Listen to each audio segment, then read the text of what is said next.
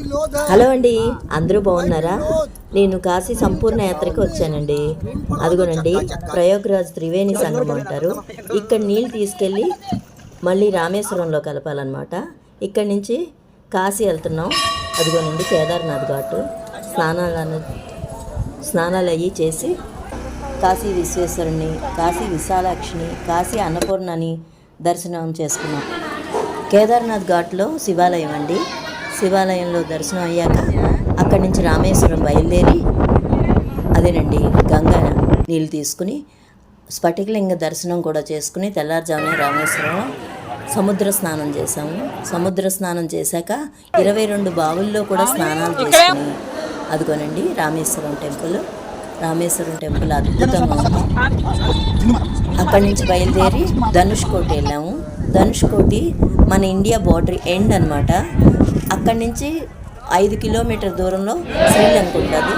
ఇది విభీషణుడు పట్టాభిషేకం చేసి రామవారు అంటారు కదండి. ఈ గుడి కూడా దర్శనం చేసుకున్నాక ఇదిగో విల్లు తీర్థానికి వచ్చానండి. ఈ బావి విశేషం ఏంటంటే అద్భుతంగా ఉంటాయి ఈ నీళ్లు. అసలు ఉప్పు నీళ్ళు అన్నవి ఉండవు. ఎంతో తీయగా ఎంత బాగున్నాయంటే నీళ్ళు.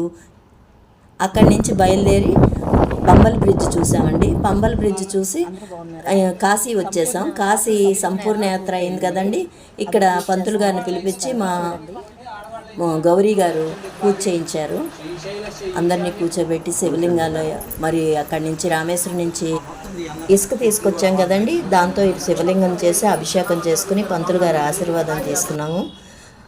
మా గౌరీ గారు అందరికీ తాంబూలం పసుపు కుంకుమ పెట్టారు.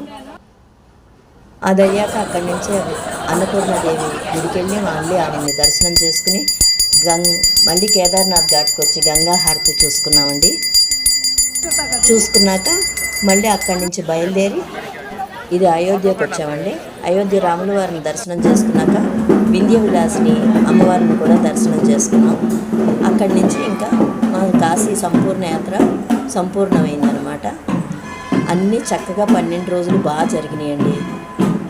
అద్భుతంగా జరిగినాయి దర్శనాలు. అందరూ అన్నీ కాశీ విశ్వేశ్వరుడు, కాశీ అన్నపూర్ణాదేవి, కాలభైరవుడు, వారాహిదేవి అన్ని దర్శనాలు చేసుకున్నాం అన్నమాట.